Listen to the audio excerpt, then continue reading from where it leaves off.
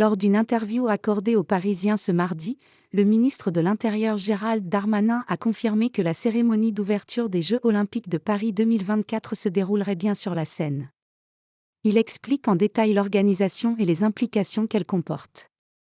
En dépit des nombreuses rumeurs, grandissantes, qui voudraient que face à la complexité d'organiser l'événement, le comité d'organisation des Jeux Olympiques de Paris 2024 pourrait se replier sur un plan B, il est toujours bel et bien prévu que la cérémonie d'ouverture du 26 juillet prochain ait lieu sur la Seine.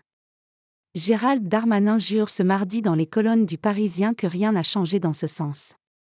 C'est une bonne idée de maintenir cette cérémonie en bord de Seine, estime le ministre de l'Intérieur, qui croise les doigts pour que rien ne l'oblige à changer les plans au dernier moment. Nous n'avons aucune menace terroriste caractérisée sur l'organisation des Jeux olympiques et paralympiques. Donc il n'est pas question de remettre en cause cette organisation, mais on se prépare à toutes les éventualités et c'est notre responsabilité. Il est certain que si nous avions des menaces caractérisées et imminentes, nous appliquerions les décisions que prendrait le président de la République. Par « décision », le natif de Valenciennes entend « modulation possible », notamment en termes de jauge d'accueil du public sur les bords de Seine. Nous avons de nombreux scénarios possibles, en fonction de situations critiques. Cela fait 3 ans que nous y travaillons, assure de toute façon l'ancien maire de Tourcoing forcé de démissionner dans le cadre de son contrat, et qui, en attendant, travaille quotidiennement pour que cette cérémonie d'ouverture soit un moment de fierté française, comme l'a annoncé et souhaité le président de la République.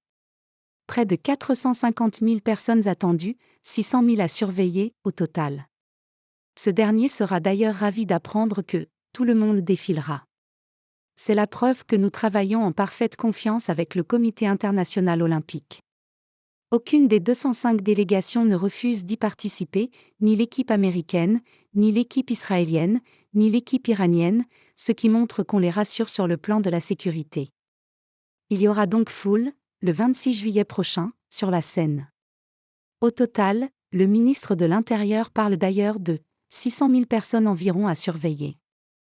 En réalité, ce sont près de 450 000 personnes qui assisteront à cette cérémonie d'ouverture qui devrait faire date et marquer les esprits de par son originalité et son décor. 222 000 personnes accéderont au KO. Ce sont des billets gratuits sur invitation des collectivités. Et il y a 200 000 personnes supplémentaires qui assisteront à cette cérémonie soit depuis des péniches, soit depuis des balcons.